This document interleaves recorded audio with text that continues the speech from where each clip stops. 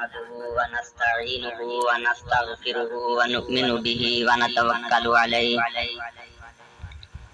ونعوذ بالله من شرور أنفسنا ومن سيئات أعمالنا من يهده الله فلا مضل له ومن يضلله فلا هادي له ونشهد أن لا إله إلا الله وحده لا شريك له ونشهد أن سيدنا ومولانا محمدا عبده ورسوله أما بعد فأعوذ بالله من الشيطان الرجيم بسم الله الرحمن الرحيم يا أيها النبي إنا أرسلناك شاهدا ومبشرا ونذيرا وداعيا إلى الله بإذنه سراجا منيرا صدق الله العلي العظيم وصدق رسوله النبي الكريم ونحن على ذلك لمن الشاهدين والشاكرين والحمد للہ رب العالمین۔ سب حضرات مل کر بلند آواز سے سرکار دو عالم نور مجسم شفیع معظم سید عرب و عجم صلی اللہ تعالی علیہ وسلم کی مقدس بارگاہ میں ہدیہ درود و سلام پیش کریں۔ الصلاۃ والسلام علیک یا سیدی یا رسول اللہ وعلی آلک و اصحابک یا سیدی یا حبیب اللہ۔ الصلاۃ والسلام علیک یا سیدی یا رسول اللہ وعلی آلک و اصحابک یا سیدی یا رحمت للعالمین۔ معزز سامعین، ذکر رسول صلی اللہ تعالی علیہ وسلم کی اس نورانی محفل میں ہم سب حاضری کی سعادت حاصل کر رہے ہیں۔ جیسا کبھی مولانا سردار احمد صاحب وہ آپ کے سامنے یہ بات کر رہے تھے کہ جو سنی حضرات ہیں وہ نیند زیادہ کرتے ہیں، اور بات بھی درستی ہے کہ اتنی نیند میں کہ انہوں نے آپ کو دعوت دی کہ چند قدم آگے آ جائیں تو آپ نے یہ تکلیف گوارا نہ کی۔ بہرحال میں تو کافی قدم چل کر آپ کے پاس حاضر ہوا اور آپ یہ تکلیف نہیں کر سکتے، تو یہ آپ کی مرضی۔ اللہ رب العزت آپ کو جزائے خیر نصیب فرمائے کہ ذکر رسول صلی اللہ علیہ وسلم کی اس محفل میں حاضر ہیں۔ محترم و مکرم جناب ماسٹر غلام شبیر صاحب رضوی، انہوں نے ہمیں یہ موقع نصیب کیا کہ ذکر پاک اور محبوب پاک صلی اللہ تعالی علیہ وسلم کی شان کے بیان کی اس محفل میں ہم سب کو حاضری کا موقع نصیب ہو رہا ہے۔ تو مجھے مختلف موضوعات کی طرف اشارہ کیا گیا، کوشش کروں گا کہ ان متعلقہ موضوعات کے متعلق کچھ باتیں آپ حضرات کی خدمت میں عرض کروں۔ جہاں تک ذکر رسول صلی اللہ علیہ وسلم کا تعلق ہے، آپ نے دیکھا کہ ابھی ربیع الاول شریف کا نورانی مہینہ گزرا، اور پورا مہینہ الحمدللہ صرف اسی علاقہ میں نہیں بلکہ عالم اسلام میں جہاں کہیں اللہ کے محبوب پاک صلی اللہ علیہ وسلم کے غلام موجود ہیں، سرکار دو عالم صلی اللہ علیہ وسلم کے ذکر پاک کی محفل دن رات جاری رہی، اور ہم پر یہ اعتراض کیا جاتا تھا کہ یہ خاص دن مقرر کر لیتے ہیں، 12 ربیع الاول کو ذکر پاک کرتے ہیں یا ربیع الاول شریف کا مہینہ منتخب کر لیتے ہیں، اس کی کوئی اصل نہیں ہے۔ دلائل کی طرف میں نہیں جاؤں گا، الحمدللہ اہل سنت و جماعت کا ایک ایک عقیدہ، ایک ایک نظریہ قرآن و سنت کے دلائل سے مزین ہے، لیکن اب تو ربیع الاول شریف کا مہینہ گزر گیا مگر ذکر پاک کی محافل اسی طرح جاری ساری ہے۔ محبوب پاک صلی اللہ علیہ وسلم کا ذکر پاک زمانے کی قید کا محتاج نہیں۔ ربیع الاول شریف میں ہم نے ذکر مصطفیٰ کیا، سرکار پاک کی ولادت کا بیان کیا، اللہ کے محبوب کے کمالات کا بیان کیا۔ اعتراض کیا گیا کہ یہ تو خاص دن مقرر کر لیتے ہیں، یہ بدعت ہے، دین میں کوئی اصل نہیں۔ لیکن اب وہ مہینہ نورانی تشریف لے گیا اور ذکر مصطفیٰ پھر بھی جاری ہے، جس طرح ذکر مصطفیٰ جاری، فتوے بھی اسی طرح جاری۔ اب بھی ان محافل کو بدعت کہا جاتا ہے، اب بھی ان محافل پہ شرک کے فتوے، تو پتہ چلا کہ اصل بات دنوں کی تعین نہیں بلکہ ذکر مصطفیٰ سے عداوت ہے۔ اللہ کے محبوب پاک صلی اللہ علیہ وسلم کے زمانہ پاک میں بھی سرکار کا ذکر پاک ہوتا تھا، آپ کے کمالات کا بیان ہوتا تھا، آپ کے علوم کا بیان ہوتا تھا، اس وقت بھی جو منکرین تھے، منافقین تھے اور محبوب پاک صلی اللہ علیہ وسلم کی شان سے بغض اور اناد رکھنے والے تھے، اس ذکر رسول کو بند کرنے کی کوشش کرتے تھے۔ اور آج بھی انہی لوگوں کی یہ وراثت ہے کہ جس طرح صحابہ کرام علیہم الرضوان سے محبت رکھنے والے وہ صحابہ کی سنت ادا کر رہے ہیں۔ صحابہ کرام علیہم الرضوان شب و روز اللہ کے محبوب پاک کا دیدار بھی کرتے تھے اور ذکر مصطفیٰ کی محافل بھی کیا کرتے تھے۔ تو سرکار کے صحابہ کے غلام، اہل بیت کے غلام آج بھی اللہ کے محبوب پاک کے ذکر پاک سے اپنے قلوب کو منور کرتے ہیں، اور کچھ لوگ صحابہ کے بجائے ان منافقین کا طریقہ اختیار کرتے ہیں۔ تو یہ اپنا اپنا حصہ اور اپنا اپنا مقدر ہے۔ الحمدللہ ہم اہل سنت و جماعت کے حصہ میں وہ چیز آئی جو صحابہ کرام کی سنت ہے۔ اور سامعین یہ بھی عرض کرتا چلا جاؤں کہ یہ ہمارا کوئی کمال نہیں ہے۔ ہم سنی یہ دعویٰ کریں، جناب ماسٹر صاحب نے یہ محفل منعقد کی، وہ دعویٰ کریں، میں آپ کے سامنے اللہ کے محبوب کا ذکر بیان کر رہا ہوں، میں دعویٰ کروں کہ یہ میرا کمال ہے اور میں اللہ کے محبوب کی شان بیان کر سکتا ہوں۔ تو سامعین یہ ہمارا کمال نہیں، یہ تو وعدہ ربانی ہے۔ اللہ رب العزت جل مجدہ کریم نے دو وعدے فرمائے، ایک ذکر مصطفیٰ کی بلندی کا، ایک قرآن کی حفاظت کا۔ فرمایا ورفعنا لک ذکرک، اے محبوب تمہارے ذکر کو ہم نے بلند کر دیا، اور قرآن کی حفاظت کا بھی وعدہ فرمایا۔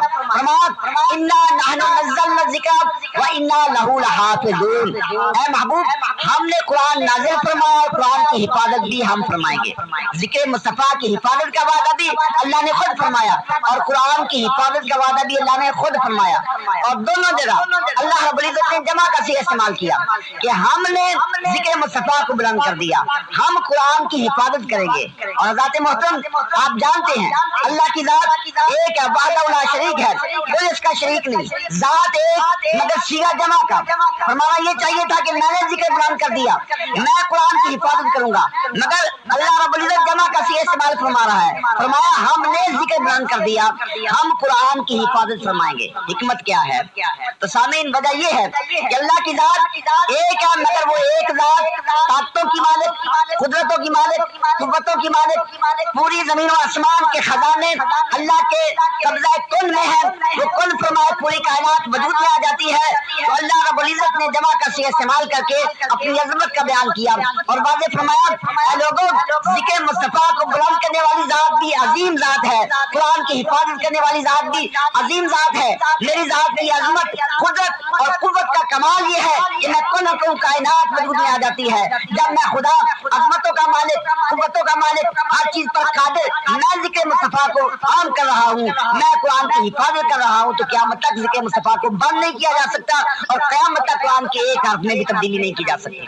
ذکر مصطفیٰ بھی اللہ بلند فرما رہا ہے، اس کی حفاظت کا وعدہ بھی اللہ کا ہے اور حفاظت قرآن کا وعدہ بھی اللہ کا ہے۔ تو کچھ لوگ ذکر مصطفیٰ کو روکنے کی کوشش کرتے ہیں اور کچھ لوگ اللہ کے دوسرے وعدہ کی مخالفت کہ اللہ وعدہ فرماتا ہے کہ میں قرآن کی حفاظت کرتا ہوں، اور وہ اس دعوے پہ اعتراض کرتے ہیں کہ قرآن محفوظ نہیں۔ آج تک جو اہل اسلام ہیں اور جو حقیقی مسلمان ہیں ان کا یہی نظریہ ہے کہ اللہ کے پاک کلام میں ایک حرف کی بھی تبدیلی نہیں، لیکن کچھ لوگ وہ بھی ہیں کہ جن کا نظریہ یہ ہے کہ معاذ اللہ کے محبوب کے صحابہ کرام علیہم الرضوان نے خیانت کی، اللہ کے محبوب پاک صلی اللہ علیہ وسلم کے صحابہ کرام نے قرآن میں تبدیلی کر دی۔ قرآن پاک میں اہل بیت کے فضائل تھے، اہل پاک کی شان تھی، ان کے نام تھے، صحابہ کرام نے ناموں کو نکال دیا۔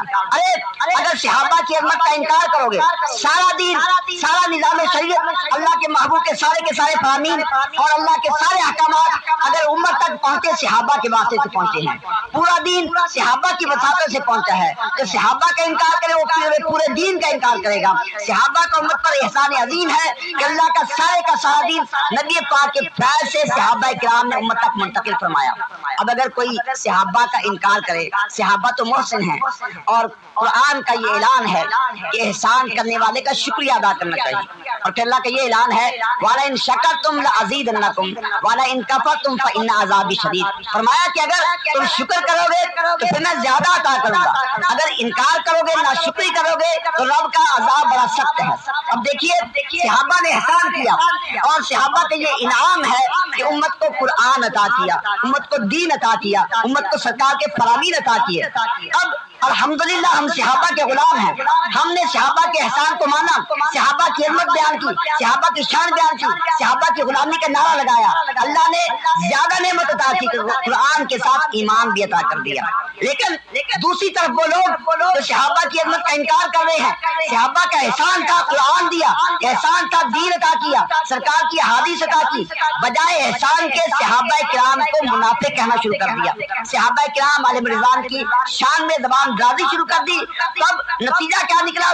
اللہ کا اعلان ہے کہ جو نا شکری کرے گا اللہ کا عذاب بڑا سخت ہے۔ تو اللہ تبارک و تعالیٰ نے دولت ایمان چھین لی۔ صحابہ کرام کی شان کے انکار کا نتیجہ یہ نکلا کہ اللہ نے دولت ایمان سے محروم کر دیا۔ ایمان اسی کو مل سکتا ہے، اللہ کے پاک کلام کے ساتھ تعلق اسی کا ہو سکتا ہے، اللہ کے پاک دین کے ساتھ اور ایمان کے ساتھ تعلق اسی کا ہو سکتا ہے جو صحابہ کرام کو مانے۔ اگر صحابہ کے واسطے کو درمیان سے نکال دیا جائے تو دین کا کوئی حکم ہم تک نہیں پہنچ سکتا۔ تو یہ ایک ضمنی بات آ گئی کہ اللہ رب العزت محبوب کے ذکر کو عام کرنے کا وعدہ فرما رہا ہے۔ فرمایا رفعنا لک ذکرک، اے محبوب ہم نے آپ کے ذکر کو بلند کر دیا، ہم نے آپ کے ذکر کو عام کر دیا۔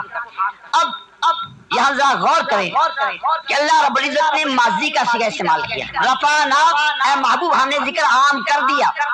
اور جو تعلیم یافتہ حضرات ہیں وہ جانتے ہیں کہ ماضی کا تعلق گزشتہ زمانے سے ہے۔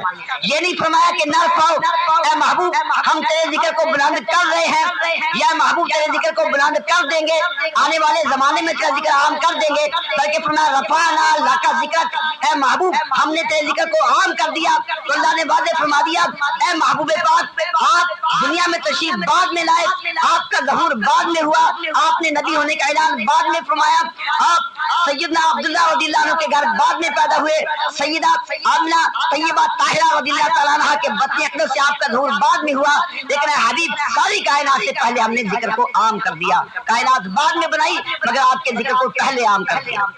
اور حدیث میں موجود ہے حضرت سیدنا آدم علیہ نبینا علیہ الصلوۃ والسلام آپ کی جب اللہ رب العزت نے توبہ قبول فرمائی، 200 سال تک روتے رہے، آہوزاری کرتے رہے، اللہ کی بارگاہ میں دعائیں مانگتے رہے مگر جواب نہ ملا۔ فَتَلَقَّى آدَمُ مِن رَّبِّهِ كَلِمَاتٍ فَتَابَ عَلَيْهِ، پھر اللہ رب العزت کی طرف سے پیارے آدم علیہ السلام کو چند کلمات سکھلائے گئے۔ وہ کلمات کیا تھے؟ اللہ کے محبوب کا نام تھا۔ عرض کیا اے اللہ میں تیری بارگاہ میں تیرے محبوب محمد مصطفیٰ کا وسیلہ پیش کرتا ہوں، اے اللہ محبوب محمد مصطفیٰ کے وسیلے سے مجھے معاف فرما دے۔ اب اللہ نے کیا جواب ارشاد فرمایا؟ فرمایا کہ پیارے آدم تو نے میرے محبوب کا نام لے دیا، معافی دے دی گئی، توبہ قبول کر لی گئی، لیکن اے پیارے آدم ذرا یہ بتاؤ کہ میرے محبوب محمد مصطفیٰ کا نام کس نے بتایا؟ یہ سوال بھی بطور حکمت تھا، یہ مطلب نہیں کہ معاذ اللہ اللہ لا علم تھا، اللہ رب العزت ہر چیز کا جاننے والا، ہر چیز اس کے علم میں، کوئی ذرہ بھی اللہ کے علم سے باہر نہیں۔ تو اللہ رب العزت نے فرمایا کہ پیارے آدم آپ کو یہ نام کس نے بتایا؟ عرض کے الہ العالمین مجھے پیدا کیا گیا، میں نے آنکھیں کھولی، میری نگاہ تیرے عرش سے ٹکرائی، یا اللہ میں نے عرش پر دیکھا کہ وہاں لکھا تھا لا الہ الا اللہ اور ساتھ لکھا تھا محمد رسول اللہ۔ اللہ میں جنت میں گیا، جنت کے دروازے پر نظر دوڑائی تو وہاں لکھا تھا لا الہ الا اللہ اور ساتھ لکھا تھا محمد رسول اللہ۔ درختوں کے پاس گیا تو میں نے دیکھا کہ جنتی درختوں کے پتوں پر جہاں تیرا نام تھا ساتھ محمد مصطفیٰ کا نام تھا، پھولوں کو دیکھا ان کی پیشانیوں پر جہاں تیرا نام تھا ساتھ محمد مصطفیٰ کا نام تھا، جنت کے غلمان کو دیکھا ان کی جبینوں پر تیرا نام تھا ساتھ محمد مصطفیٰ کا نام تھا، جنتی محلات کے دروازوں پر جہاں تیرا نام تھا ساتھ محمد مصطفیٰ کا نام تھا۔ اے اللہ عرش میں جنت میں میں جہاں گیا جہاں جہاں تیرا نام تھا ساتھ محمد مصطفیٰ کا نام تھا۔ اے اللہ مجھے علم ہو گیا کہ محمد مصطفیٰ وہ عظیم ہستی ہے کہ پوری کائنات میں تجھے سب سے زیادہ محبوب ہے، اس بنا پر میں تیری بارگاہ میں محمد مصطفیٰ کا وسیلہ پیش کرتا ہوں۔ تو اللہ رب العزت نے فرمایا کہ پیارے آدم محبوب محمد مصطفیٰ میرے نزدیک اتنی عظمت والے ہیں کہ ساری کائنات کو محمد مصطفیٰ کی عظمت کے لیے سجایا ہے۔ اگر محبوب محمد مصطفیٰ کو پیدا کرنا مقصود نہ ہوتا آدم میں تجھے بھی پیدا نہ فرماتا۔ تو پتہ چلا کہ اللہ رب العزت نے کائنات کو بعد میں سجایا اور انسانوں کے بعد سیدنا آدم علیہ السلام کی تخلیق بعد میں ہوئی، آپ کو وجود بعد میں عطا کیا گیا، اللہ نے ذکر مصطفیٰ پہلے عام کر دیا۔ یہ تو اللہ اللہ کا وعدہ ہے اور اللہ رب العزت ہی ذکر مصطفیٰ کو عام کرنے والا ہے، تو ہم یہ دعویٰ نہیں کر سکتے کہ ہم ذکر مصطفیٰ بیان کر سکتے ہیں۔ اور پھر کسی کا ذکر بیان کیا جائے، کسی کی شان بیان کی جائے، تو شان وہی بیان کر سکتا ہے جو شان جانتا ہو۔ اگر آپ کسی آدمی کو جانتے نہیں ہیں، اس سے واقف نہیں ہے، اس کے علم کا پتہ نہیں ہے، آپ کو اس کے حسن کا پتہ نہیں ہے، اس کی سخاوت کا پتہ نہیں، اس کی شان، اس کے فضائل کمالات سے آپ واقف نہیں ہے، تو آپ اس کی تعریف نہیں کر سکتے۔ ہمیشہ تعریف اسی کی جا سکتی ہے، شان اسی کی بیان کی جا سکتی ہے جس کے کمالات کا علم ہو۔ اور اللہ نے محبوب کو وہ شان عطا کی ہے کہ کائنات میں اللہ رب العزت کے بعد مخلوق میں کوئی ایسا فرد نہیں ہے، کوئی ایسا بشر نہیں ہے، اور اللہ کی مخلوق میں کوئی ایسی ہستی نہیں ہے جو حقیقت مصطفیٰ کو جان سکے۔ اللہ کے محبوب کے قریبی دوست یار غار سیدنا صدیق اکبر رضی اللہ تعالیٰ عنہ سرکار ان سے مخاطب ہوتے ہیں، فرمایا یا ابا بکر لم یعرفنی حقیقت غیر ربی، اے صدیق اکبر میری شان کو صرف میرا رب جان سکتا ہے، میرے رب کے علاوہ کوئی میری شان سے واقف نہیں ہے۔ تو صدیق اکبر رضی اللہ عنہ جو ساتھ رہتے ہیں، سفر میں ساتھ، حضر میں ساتھ، زندگی میں ساتھ، غار میں ساتھ، حتیٰ کہ میدان میں بھی ساتھ گئے، اور صدیق اکبر کو فرمایا جا رہا کہ صدیق اکبر میرے ساتھ رہنے کے باوجود تو میری شان سے واقف نہیں۔ جب صدیق اکبر عظمت مصطفیٰ سے واقف نہیں ہو سکتے، حقیقت مصطفیٰ سے واقف نہیں ہو سکتے، پھر کسی اور کی کیا حیثیت ہے کہ وہ شان مصطفیٰ کے متعلق بات کرے، محبوب کے علم کے متعلق بات کرے؟ سرکار کو فلاں چیز کا علم نہیں ہے، سرکار کو فلاں چیز کا اختیار نہیں ہے، سرکار کے کمالات کی فلاں حد ہے۔ ارے اللہ کے محبوب کی حد کو آج تک کوئی مخلوق جان ہی نہیں سکی۔ شان مصطفیٰ کو اگر جان سکتا ہے تو خدا کی ذات ہے، اللہ کے علاوہ کوئی شان مصطفیٰ کو جان ہی نہیں سکتا۔ لہٰذا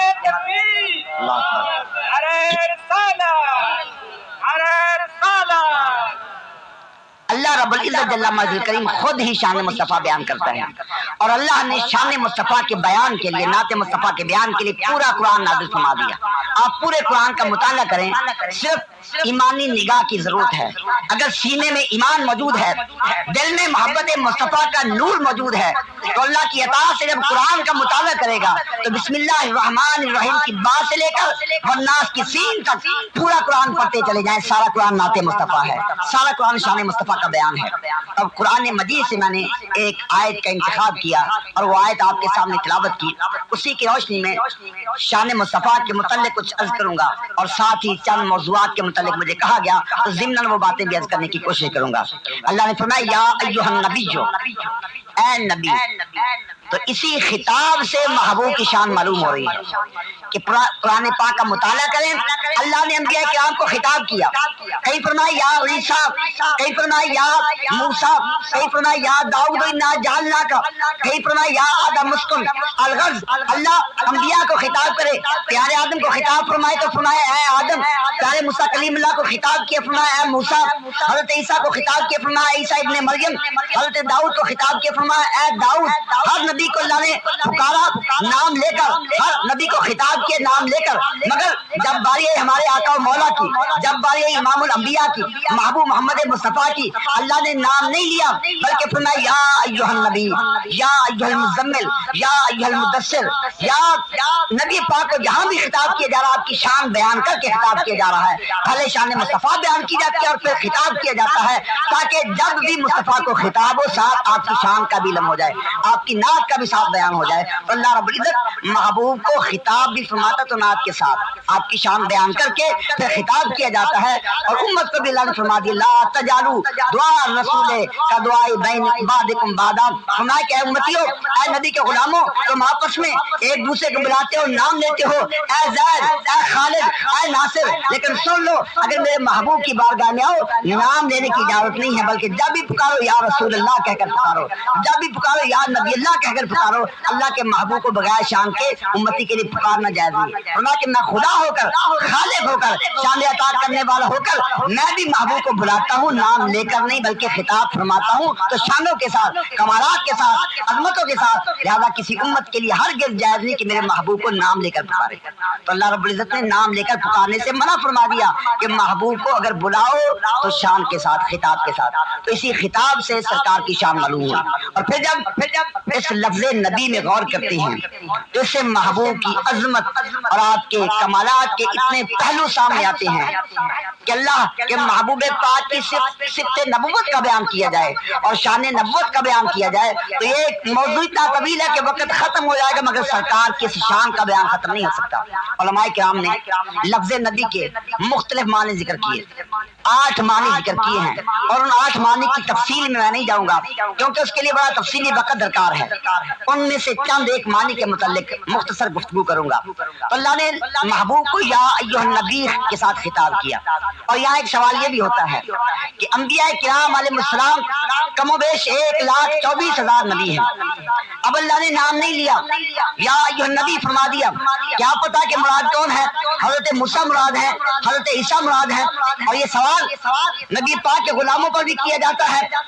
بعض لوگ یہ سوال کرتے ہیں، اعتراض کرتے ہیں کہ تم نعرہ لگاتے یا رسول اللہ، یا نبی اللہ، اللہ کے رسول، اللہ کے نبی تو بہت زیادہ ہیں، انبیاء کرام 1,24,000 کم و بیش جماعت موجود ہے، اور اللہ کے رسول 313 ہیں، تم نے نعرہ لگائے یا رسول اللہ۔ اب کیا پتا کس نبی کو بلا رہے ہو، کیا پتا کس نبی کو پکار رہے ہو، کس سے مدد طلب کر رہے ہو؟ یا نبی اللہ کہا، 1,24,000 انبیاء، کس نبی کو پکار رہے ہو؟ ارے اللہ بھی اعلان فرماتا ہے یا ایھا النبی، نام نہیں لیا، کیوں؟ اللہ نے واضح کر دیا کہ لفظ نبی جب بولا جائے اور مراد واضح نہ کی جائے تو انبیاء میں سب سے زیادہ نشان والا وہ ذات مصطفیٰ ہے۔ جب لفظ نبی بولا جائے گا، اگر ذہن جائے گا تو محبوب محمد مصطفیٰ کی طرف جائے گا، کیونکہ سب سے زیادہ عظمت والے نبی محبوب محمد مصطفیٰ ہیں۔ اللہ نے سارے انبیاء کرام علیہ السلام کو، سارے رسولوں کو مسجد اقصیٰ میں جمع کر کے پیچھے کھڑا کر دیا، محبوب محمد مصطفیٰ کو آگے کھڑا کر دیا اور واضح کر دیا اے لوگوں، پوری مخلوق میں سب سے زیادہ شان والے انبیاء کرام تھے، وہ سارے پیچھے کھڑے ہیں، مقتدی ہیں، اور محبوب محمد مصطفیٰ مقتدا ہے۔ جب کوئی نبی شان مصطفیٰ کے برابر نہیں ہو سکتا، آپ کے ساتھ برابری نہیں کر سکتا، تو پھر کسی امتی کی مجال کیا ہے کہ نبی پاک کے ساتھ برابری کا دعویٰ کرے، آپ کے ساتھ مثلیت کا دعویٰ کرے؟ تو اللہ نے محبوب کو لفظ نبی سے خطاب کیا۔ لفظ نبی کا ایک معنی علماء لغت نے بیان کیا کہ لفظ نبی اس کا معنی بلند مرتبہ، یا ایھا النبی، اے بلند مرتبے والے۔ اللہ نے محبوب کو بلند مرتبے والا فرمایا، تو محبوب کریم علیہ السلام کی شان پاک تو بڑی عرفہ، بڑی اعلیٰ اور اتنی بلند ہے کہ جیسا میں نے عرض کیا کہ اللہ کے محبوب کی شان کو ہم جان نہیں سکتے، اور آپ کی عظمت کی بلندی کا ہم اندازہ نہیں لگا سکتے، کوئی حد مقرر نہیں کر سکتے۔ مخلوق کے لحاظ سے سرکار کی شان غیر محدود ہے، اس حد کو اگر جان سکتا ہے تو اللہ ہی جان سکتا ہے، مخلوق میں کوئی ایسا فرد نہیں جو شان مصطفیٰ کی حد جان سکے۔ تو سرکار کی شان تو بڑی عظمت والی ہے اور بڑی بلندی والی ہے۔ اللہ کے محبوب کی عظمت کا مقام یہ ہے کہ جس چیز کو محبوب سے نسبت ہو جاتی ہے، اللہ اس چیز کو بھی عظمت عطا کر دیتا ہے۔ تو جیسا کہ میں نے کیا تھا کہ ضمن چند ایک موضوع بیان کروں گا، اسی حوالے سے یہ بات کی کہ اللہ کے محبوب کے ساتھ جس کو نسبت ہو جائے وہ چیز بھی عظیم بن جایا کرتی ہے۔ اللہ کے محبوب کے ساتھ شہر مکہ کو نسبت ہوئی، سرکار کے قدم مکہ کی گلیوں میں لگے، اللہ نے فرمایا لا اقسم بہذا البلد، مجھے شہر مکہ کی عظمت کی قسم، فرمایا یہ وجہ نہیں کہ مکہ مکرمہ میں کعبۃ اللہ موجود ہے، مکہ مکرمہ میں صفا مروہ موجود ہے، مکہ مکرمہ میں یہ پہاڑیاں موجود ہیں، مقام ابراہیم موجود ہے، حجر اسود موجود ہے، بلکہ فرمایا وانت حل بہذا البلد، اے محبوب مکہ مکرمہ کو عظمتیں ملی ہیں کیونکہ مکہ مکرمہ کی گلیوں میں آپ کے قدم لگے ہیں۔ جیسے شہر کی گلیوں میں قدم مصطفیٰ لگ جائیں، اسے شہر کا مقام بھی ہوتا ہے کہ رب خالق کائنات ہوگا، اس کی قسم یاد فرماتا ہے، اس کی عظمت کا بیان فرماتا ہے۔ تو اللہ کے محبوب کی شان کہ جس چیز کی محبوب کے ساتھ نسبت ہو جائے وہ چیز بھی بلند مرتبہ بن جائے کرتی ہے۔ سرکار کے ساتھ ازواج مطہرات کو نسبت ہوئی، اللہ نے ان کی پاکی بیان کی، فرمایا یا نساء النبی لستن کاحد من النساء، اے ازواج مطہرات، اے نبی کی بیویوں، نبی کے ساتھ ان کو نسبت ہو گئی ہے، پوری کائنات میں تم جیسی کوئی عورت نہیں، ساری عورتوں میں تم بے مثل بے مثال ہو۔ اہل بیت، اہل پاک کو اللہ کے محبوب کے ساتھ نسبت ہوئی، اللہ نے اعلان فرما دیا انما یرید اللہ انتم الرجسا اہل البیت ویطہرکم تطہیرا، اہل بیت اللہ کے محبوب کے ساتھ تمہاری نسبت ہے، اب تم مطہر بھی ہو، طاہر بھی ہو، تمہاری شان یہ ہے کہ تم خود بھی پاک بن گئے، اور محبوب کی نسبت کا صدقہ کہ جو چیز تمہارے ساتھ منسوب ہو جائے گی تم اس کو بھی پاک کر دو گے۔ تو جس چیز کو ذات مصطفیٰ کے ساتھ نسبت ہوتی چلی گئی، اللہ نے اس چیز کو عظمت عطا کر دی۔ اب صحابہ کرام علیہم رضوان، ان کی ذاتوں کو بھی اللہ کے محبوب کے ساتھ نسبت ہے، کیونکہ صحابہ کرام کرام علیہ رضوان نے اپنی زندگیاں محبوب کے ساتھ گزاری اور محبوب پاک کا دیدار کیا. سرکار نے فرمایا کہ جس نے میرا دیدار کیا اس پر جہنم کی آگ حرام ہے، بلکہ فرمایا کہ جس نے میرے دیکھنے والوں کو دیکھا اس پر جہنم کی آگ حرام ہے. تو جب ہر چیز محبوب کے ساتھ نسبت حاصل کرے وہ عظیم بن جایا کرتی ہے. صحابہ کرام علیہم الرضوان ان کی ذات مصطفیٰ کے ساتھ نسبت یہ کہ اللہ کے محبوب پر اپنا جان، اپنی مال، اپنی اولاد کی قربانیاں دی، محبوب کے اشارے پہ وطن قربان کر دیا، محبوب کے اشارے پہ دین کو آگے پوری امت تک پہنچایا. اب اگر صحابہ کی عظمت کا انکار کر دیا جائے، اللہ کے محبوب کے صحابہ کی شان کا انکار کر دیا جائے تو ایمان کیسے قائم رہ سکتا ہے؟ صحابہ کو عظمت ملی ہے سرکار محبوب کریم علیہ السلام کے وسیلہ سے، تو صحابہ کا انکار کرنا عظمت مصطفیٰ کا انکار ہے. جو صحابہ کو نہیں مانتا وہ اللہ کے محبوب محمد مصطفیٰ پر ایمان نہیں ہے. اور پھر صحابہ میں سب سے شان والے صدیق اکبر رضی اللہ تعالیٰ عنہ. آج ایسے لوگ بھی موجود ہیں کہ سرکار صدیق اکبر رضی اللہ تعالیٰ عنہ جن کے صدیق ہونے کی گواہی قرآن نے دی اور جن کو صدیق کا لقب نبی پاک نے عطا فرمایا، ان کی صداقت کا انکار نہیں بلکہ ان کے ایمان کا انکار کیا جاتا ہے. معذاللہ یہ کہا جاتا ہے کہ وہ منافق تھے، ایمان موجود نہیں تھا. ارے اگر کوئی آدمی منافق ہے، نبی پاک کے ساتھ دشمنی رکھنے والا ہے، تو نبی پاک عین ہجرت کے موقع پر صدیق اکبر کو اپنے ساتھ رکھتے ہیں اور ہجرت کے موقع پر قربانی پیش کرتے ہیں، خود تکلیف برداشت کرتے ہیں، مگر محبوب کریم علیہ السلام کی تکلیف گوارا نہیں ہے. خود سام کے آگے اپنی ایڑی لگا دیتے ہیں مگر محبوب کی تکلیف گوارا نہیں. اگر وہ معذلہ محبوب کے دشمن تھے، محبوب ان کو قریب کیوں فرما رہے ہیں؟ اللہ کا قرآن اعلان کر رہا ہے والذی جاء بالصدق وصدق بہ اولئک هم المتقون، کہ وہ ذات جو سچ لے کر آئی اور جس نے سچ کی تصدیق کی. محبوب پاک اور محبوب کی تصدیق کرنے والے صدیق فرمایا دونوں پکے مومن ہیں. اولئک هم المؤمنون حقا. اللہ اعلان فرما رہا ہے کہ محبوب پاک آپ بھی ایمان والے اور محبوب کی تصدیق فرمانے والے صدیق اکبر یہ بھی ایمان والے. اللہ فرمائے هم المؤمنون حقا، یہ حق مومن ہے، پکے مومن ہے. اب صدیق کی صداقت کا کوئی انکار کرے، ان کی شان کا انکار کرے، وہ ایماندار کیسے رہ سکتا ہے؟ اس کا قرآن پر ایمان نہیں ہے، بلکہ اللہ کے محبوب کے صدیق اکبر اور یار غار کی جو شان کا انکار کرتا ہے وہ اللہ کے محبوب کے صدق کا انکار کرتا ہے. وہ کافروں سے بھی بدتر ہے. کیوں؟ اس لیے کہ اللہ کے محبوب کے صدق پر کافروں کو بھی یقین تھا. کافر بھی مانتے تھے کہ محبوب سچے ہیں، صادق ہیں، امین ہیں، آپ کی زبان سے غلط بات نہیں نکل سکتی. جب محبوب نے تبلیغ فرمائی، سارے کفار کو اکٹھا کیا، فران کی چوٹی پر کھڑے ہو کر اللہ کے محبوب نے اعلان کیا اور آپ نے سب سے پہلے اپنی ذات کو پیش کیا. فرمایا اے قریش مکہ، 40 سال تمہارے سامنے گزارے، میری زندگی تمہارے سامنے، میری جوانی تمہارے سامنے، میرا بچپنا تمہارے سامنے، عالم شباب تمہارے سامنے، ولادت کے واقعات تمہارے سامنے، نبوت کا ظہور. فرمایا کہ ساری زندگی کے واقعات، اقوال، کردار، افعال، ایک ایک لمحہ تمہاری آنکھوں کے سامنے گزرا. فرمایا کہ بتاؤ میرے متعلق کیا خیال ہے، مجھے کیسا پاتے ہو؟ تو کفار مکہ نے اعلان کیا کہ اے محبوب، اے محمد عربی، ہم نے آپ کو ہمیشہ سچا اور امین پایا، آپ جھوٹی بات نہیں کہہ سکتے. اب سرکار نے دوسری بات فرمائی، فرمایا کہ دیکھو سامنے پہاڑ کے سامنے چٹکیل میدان موجود ہے، خالی میدان موجود ہے، کوئی آدمی یہاں موجود نہیں، کوئی بشر نظر نہیں آ رہا. لیکن اگر میں اعلان کروں اے قریش مکہ، یہاں پہاڑ کے پیچھے ایک بہت بڑا لشکر موجود ہے، ابھی تم پر حملہ آور ہوگا، تمہیں تباہ و برباد کر دے گا، بتاؤ کیا میری بات پر یقین کرو گے؟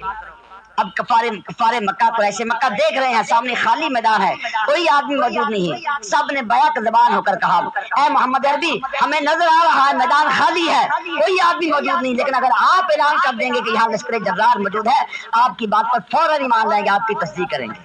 اب سرکار نے فرمایا اے کفار مکہ، جب دیکھے بغیر میری بات کی تصدیق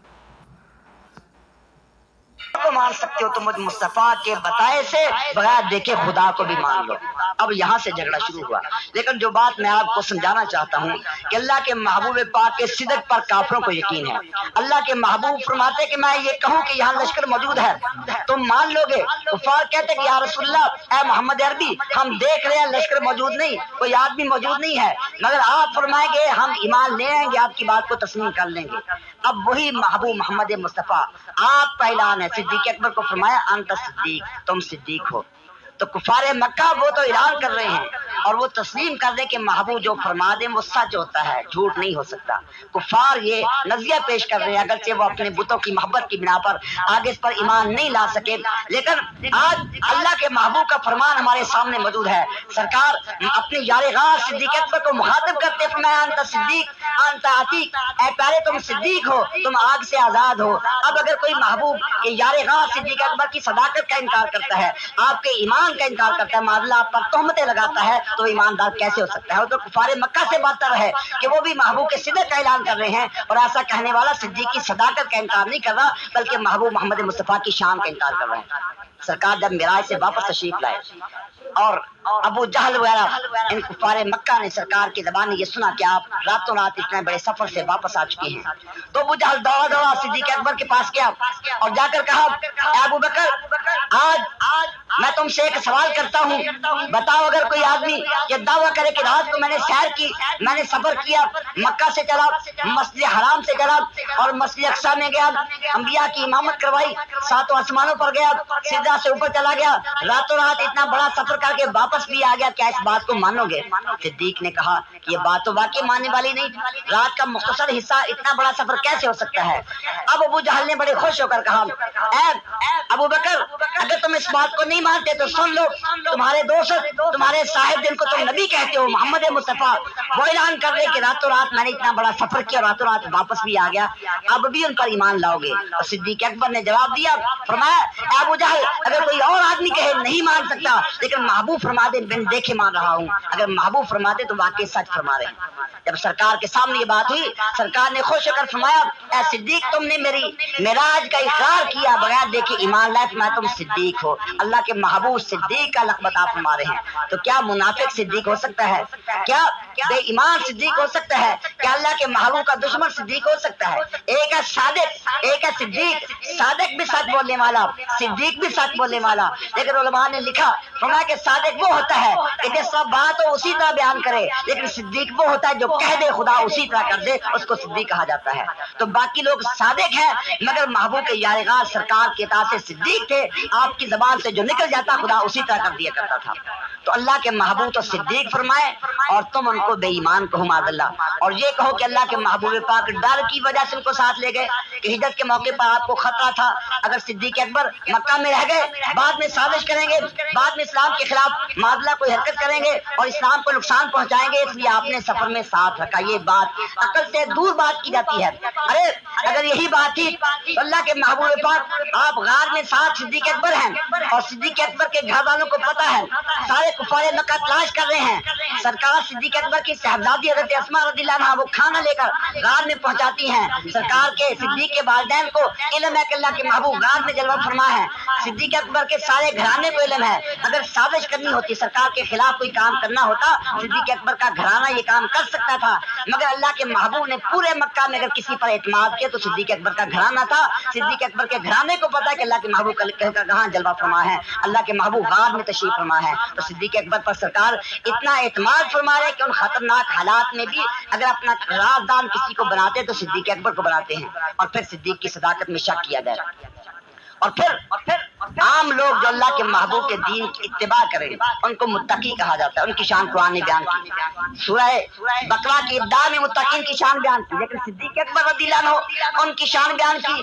اللہ نے متقی نہیں فرمایا بلکہ فرمایا وَسَيُجَنَّبُهَا الْأَتْقَى، نہ کہ باقی لوگ متقی ہیں لیکن صدیق اتقا ہے، اتقا کا معنی سب سے بڑا متقی، باقی لوگوں کو اللہ متقی فرما رہا ہے اور صدیق کو اتقا فرما رہا ہے، یہاں بھی علماء نے وجہ بیان کی، ایک ہے متقی ایک ہے اتقا، فرمایا متقی جو شریعت کی اتباع کرے، شریعت نے حکم دیا زکات ادا کرو، شریعت نے حکم دیا عشر نکالو، تب متقی تو وہ ہوگا اپنے مال کا 40واں حصہ بطور زکات فقراء میں تقسیم کر دے، مستحقین کو دے دے، لیکن فرمایا کہ اتقا کیا ہے کہ متقی تو یہ ہے کہ وہ اپنے مال کا 40واں حصہ اللہ کی راہ میں قربان کر دے، لیکن اتقا وہ ہے کہ جو سارے کا سارا مال اللہ کی راہ میں قربان کر دے، اس کو اتقا کہا جاتا ہے، اور یہ شان صدیق اکبر کی تھی، اللہ کے محبوب نے اشارہ کیا اپنا سارے کا سارا مال لا کر بارگاہ مصطفیٰ میں پیش کر دیا۔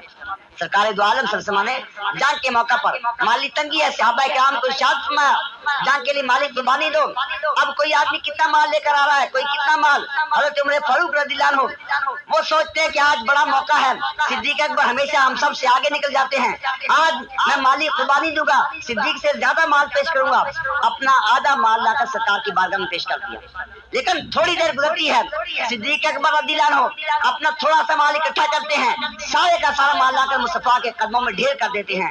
اللہ کے محبوب نے فرمایا اے صدیق بتاؤ گھر میں کیا چھوڑ کر آئے ہو؟ عرض کی یا رسول اللہ گھر میں اللہ اور اس کا رسول ہے۔ یہ حدیث پاک کے الفاظ ہیں، فرمایا کہ گھر میں اللہ اور اس کا رسول ہے۔ اب محبوب محمد مصطفیٰ مسجد نبوی میں موجود ہیں اور سرکار صدیق سے فرما رہے ہیں صدیق بتاؤ تمہارے گھر میں کیا ہے؟ آپ فرما رہے گھر میں یا خدا ہے یا خدا کا رسول ہے۔ تو پتہ چلا کہ صدیق کا عقیدہ وہی تھا جو آج سنیوں کا عقیدہ ہے۔ سنی آج یہی کہتے ہیں کہ اللہ کے محبوب مدینہ منورہ میں بھی موجود ہیں اور اس محفل میلاد میں بھی جلوہ فرما ہے۔ آپ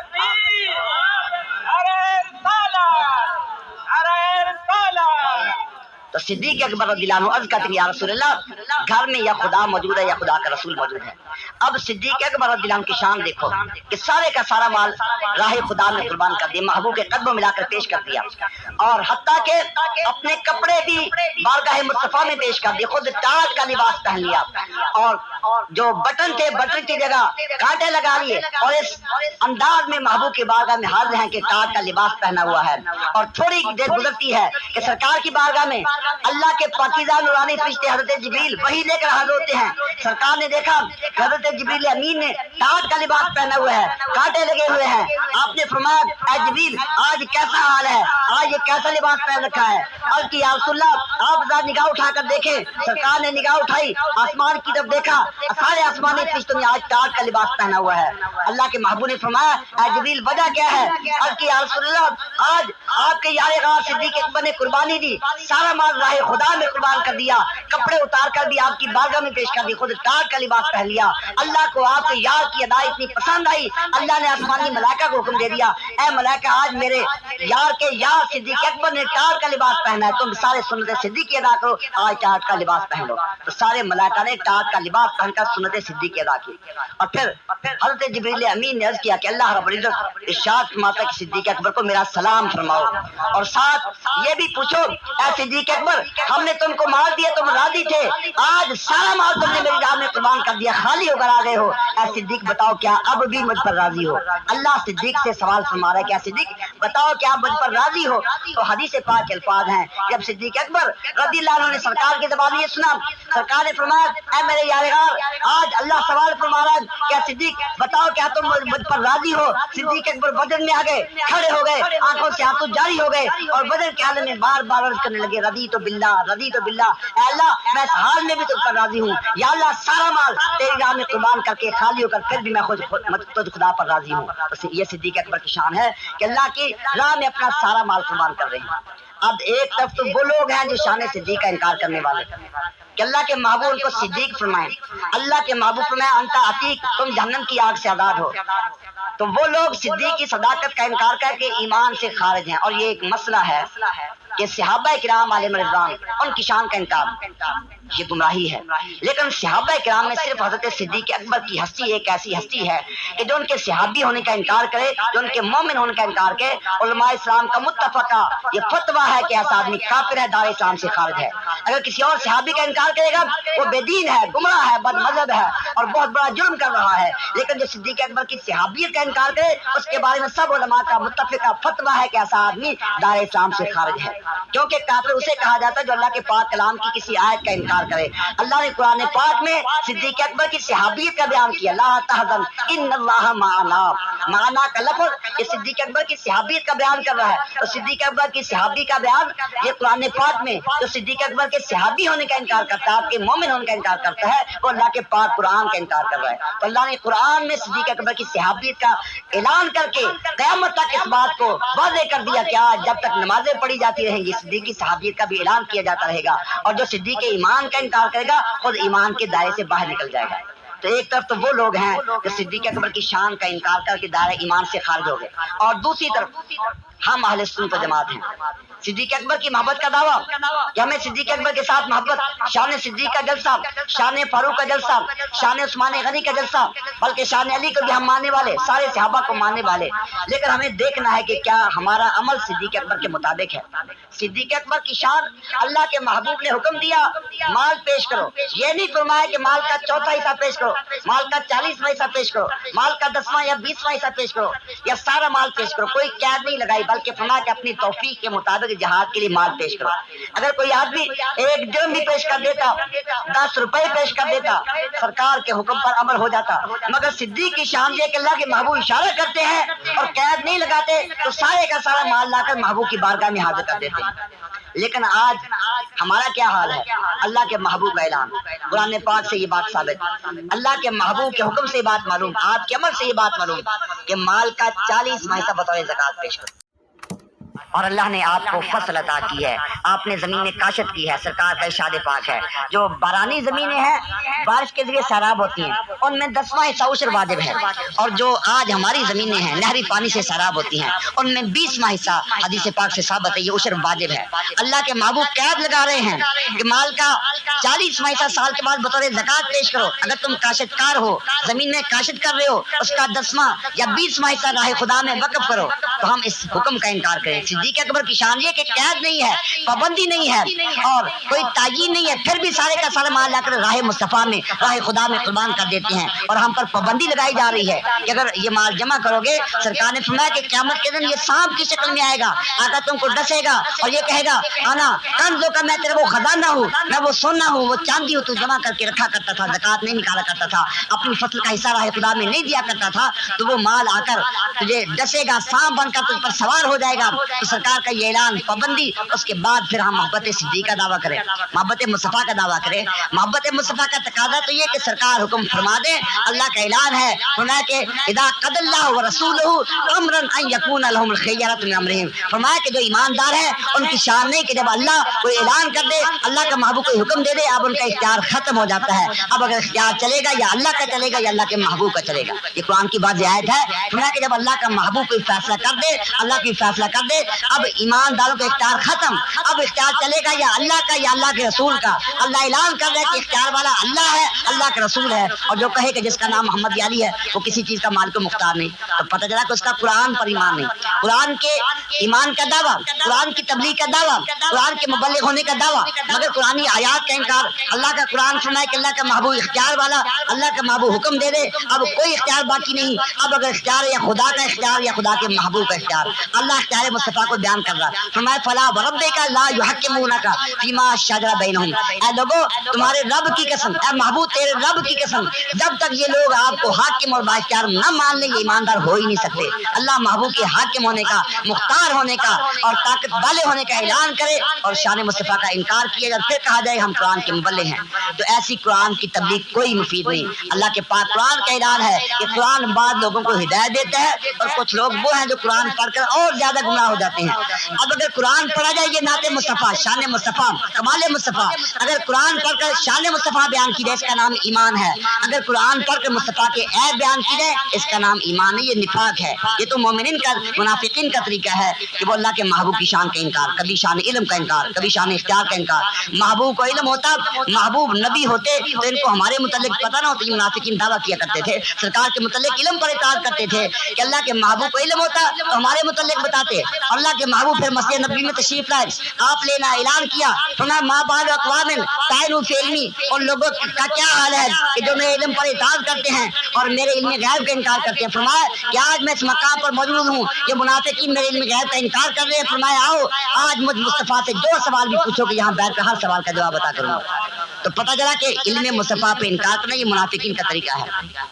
تو سامنے جیسا کہ میں نے عرض کیا تھا کہ مجھے مختلف موضوعات کے متعلق کہا، تو اس لیے میں ورنہ میرا طریقہ عام طور پر یہی ہے کہ جب کوئی بات کروں تو میں ایک ہی موضوع کے متعلق بات کرتا ہوں، لیکن آج مجھے چند موضوعات کے متعلق حکم دیا تو ہر ایک موضوع کے متعلق کچھ کچھ باتیں عرض کر رہا ہوں، اور مقصود تو شان مصطفیٰ ہے۔ اگر صحابہ کی شان بیان کریں یہ بھی شان مصطفیٰ، اہل پاک کی شان بیان کریں یہ بھی شان مصطفیٰ، اور اہل سنت و جماعت ان کا نظریہ یہی ہے، اللہ کے محبوب کا اعلان ہے، فرمایا کہ میرے صحابہ یہ ستاروں کی مانند ہے اور میرے اہل بیت یہ کشتی کی طرح ہیں، اگر کوئی آدمی سفر کر رہا ہے. پرانے زمانوں میں لوگ کشتیوں پر سفر کرتے تھے اور راستے میں سمندر میں چلے جاتے.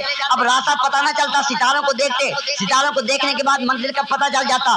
کشتی نہ ہو تب بھی سفر نہیں ہو سکے گا. آگے ستاروں کو رہنما نہ بنایا جائے تب بھی سفر بیکار اور منزل حاصل نہیں ہو سکے گی.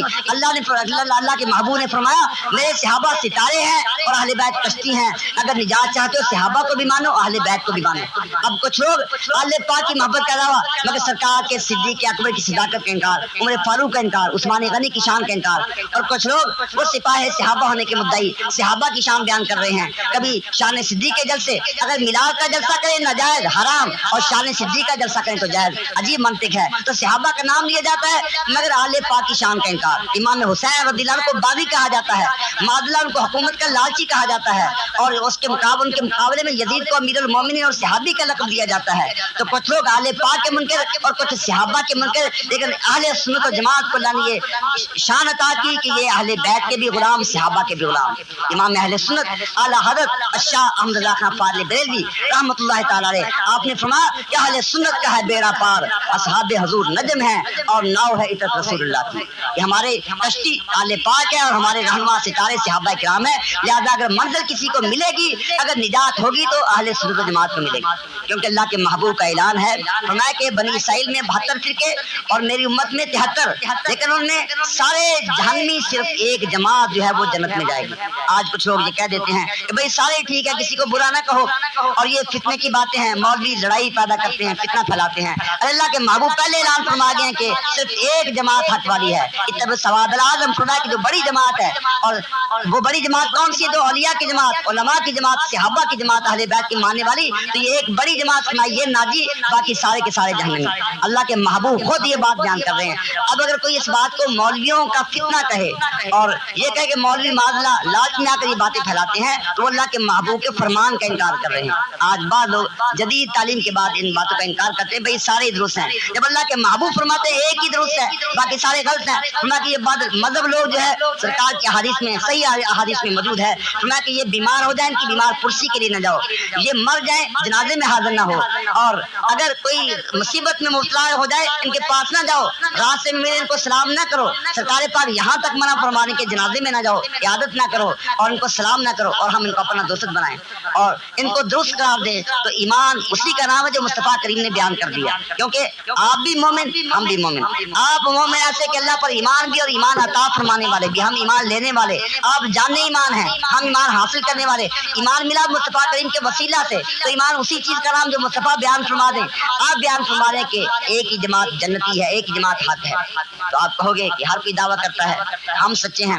ارے اللہ کے محبوب نے جب نشانی بیان کر دی کہ سچا وہی ہے جو صحابہ کو بھی مانے, اہل بیت کو بھی مانے. اب اس بات کو دیکھو, صحابہ کو اور اہل بیت دونوں کو ماننے والے اگر ہیں تو صرف سنی ہیں. کچھ لوگ اہل بیت کے منکر اور کچھ صحابہ کے منکر, اور ہم صحابہ کے بھی غلام, اہل بیت کے بھی غلام. اب شان صدیق میں نے آپ کے سامنے بیان کی, اللہ کے محبوب تو شان صدیق بیان کریں, ان کو اللہ کا پاک کلام اتقا کہے اور نبی پاک ان کو صدیق کا لقب عطا کریں. قرآن پاک میں والذی جاء بالصدق وصدق بہ, ان کے صدق کا اعلان کرے, اور معذلہ کوئی آدمی آج کھڑے ہو کر ان کی صداقت کا انکار کرے, ان کے ایمان کا انکار کرے, تو ایسا آدمی اللہ کے محبوب کے یار غار کا انکار نہیں کر رہا بلکہ قرآن کا انکار کر رہا ہے, خود محبوب پاک کا انکار کر رہا ہے, اللہ کے فرمان کا انکار کر رہا ہے. تو ایمان کا تقاضا یہی ہے کہ اللہ کے محبوب کے ساتھ محبت ہے تو ان کے صحابہ کے ساتھ بھی پیار کرو, ان کے اہل بیت کے ساتھ بھی پیار کرو. تو یہ کر رہا تھا کہ اللہ نے محبوب کو فرمایا یا ایھا نبی, اے بلند رتبے والے. اب یہ میں نے عرض کیا تھا شروع میں کہ موضوع بڑا تفصیل ہے, اور جو کہ مختصر وقت میں بات کرنی ہے, صرف لفظ نبی کے یہ سارے معنی بیان کیے, اور کسی ایک معنی کی تشریح کی جائے اس میں بڑا تفصیلی وقت ہے, لیکن دوسرے موضوعات کی طرف بات چلی گئی. تو اللہ نے فرمایا اے بلند مرتبہ نبی, محبوب کو بلند مرتبہ فرمایا. اللہ کے محبوب کو اللہ نے بلند مرتبہ فرمایا, ان کا رتبہ بلند کتنا ہے. تو معزز سامعین, عرض یہ کیا تھا کہ اللہ کے محبوب کی شان تو اتنی بلند ہے کہ کوئی آپ کی شان کو بیان نہیں کر سکتا. سرکار کے کمالات کا بیان تو ممکن نہیں, لیکن محبوب کو اللہ نے جو ظاہری شان عطا کی, ظاہری جسم عطا کیا, ظاہری صورت عطا کی اور ظاہری قد عطا کیا, اس کی شان کو کوئی بیان نہیں کر سکتا. سرکار کے جسم انور کا ہم بیان نہیں کر سکتے. اللہ کے محبوب پاک کو اللہ نے قد کیسا عطا کیا, حدیث میں آپ حدیث کا مطالعہ کریں, صحابہ کرام نے سرکار کے ایک ایک ادا کو بیان کیا, سرکار کے اٹھنے بیٹھنے کا, چلنے پھرنے کا, کھانے پینے کا طریقہ بیان کیا, ہر چیز کو بیان کیا, لیکن پوری حدیث کا مطالعہ کریں، کسی حدیث میں حد نہیں آئی کہ سرکار کا قد اتنا تھا۔ وجہ کیا تھی کہ کوئی صحابی سرکار کے قد کی شان معلوم ہی نہیں کر سکا کہ سرکار کا قد کتنا تھا۔ حدیث میں یہ موجود ہے کہ نبی پاک کی شان قد یہ تھی کہ جب آپ چلتے آپ کے ساتھ کوئی آدمی آ جاتا، اگر وہ عام قد کا ہوتا وہ چھوٹا نظر آتا، سرکار کا مبارک کندھا اوپر ہوا کرتا تھا۔ اگر اور بڑا آ جاتا تو وہ بھی نیچے ہو جاتا، سرکار کا کندھا اوپر دکھائی دیتا۔ اگر کوئی اور زیادہ لمبے قد کا آ جاتا اس کا سر نیچے ہوتا، سرکار کا کندھا اوپر ہوا کرتا تھا۔ صحابہ فرماتے کہ بڑے سے بڑے قد والا، بڑے سے بڑا پہلوان اگر سرکار کی بارگاہ میں آ جاتا وہ چھوٹا دکھائی دیتا، اللہ کے محبوب کا کندھا اوپر دکھائی دیا کرتا تھا۔ جب ظاہری قد کا یہ عالم ہے کہ کوئی ظاہری قد میں بھی شان مصطفیٰ کے برابر نہیں ہو سکتا، اللہ کو یہ گوارا نہیں کہ کوئی ظاہری قد میں بھی مصطفیٰ کے برابر ہو، تو یہ کیسے ہو سکتا ہے کہ کوئی عمل میں، علم میں، کمال میں سرکار کے برابر ہو سکے؟ اور پھر سرکار کے اس قد مبارک کا اعجاز دیکھو۔ فتح مکہ کے روز اللہ کے محبوبوں کو گرا رہے ہیں، سرکار نے حضرت علی رضی اللہ عنہ کو خطاب کیا، فرمایا کہ علی آؤ میرے کندھے پر سوار ہو جاؤ اور کندھے پر کھڑے ہو کر ان بتوں کو اتارو۔ حضرت علی رضی اللہ عنہ سرکار کے کندھے پر قدم رکھتے ہیں، کھڑے ہو جاتے ہیں، بت کو اتار دیتے ہیں اور پھر چھلانگ لگاتے ہیں۔ حضرت علی مسکرا پڑتے ہیں۔ سرکار نے فرمایا کہ علی مسکرا کیوں رہے ہو؟ اور کہ یا رسول اللہ آج آپ نے حکم دیا، آپ کے حکم پر عمل کرتے ہوئے آپ کے کندھوں پر قدم رکھا۔ یا رسول اللہ میں نے جب آپ کے کندھے پر قدم رکھا تو یا رسول اللہ مجھے ساری کائنات نیچے نظر آ رہی تھی، اپنے قدم اوپر نظر آ رہے تھے۔ یا رسول اللہ اللہ کا عرش بھی مجھے قریب نظر آ رہا تھا، آج اگر میں چاہتا اللہ کے عرش کے پائے کو ہاتھ سے پکڑ لیتا۔ فرمایا کہ یا رسول اللہ آج میں نے بلندی سے اوپر چھلانگ لگائی، ہنس رہا ہوں، مسکرا رہا ہوں کہ اتنی بلندی سے نیچے آیا مگر چوٹ نہیں آئی۔ سرکار نے فرمایا علی چوٹ کیسے آ سکتی تھی؟ تجھے نیچے سے اوپر لے جانے والے مصطفیٰ تھے اور بلندی سے نیچے لانے والے جبریل امین تھے۔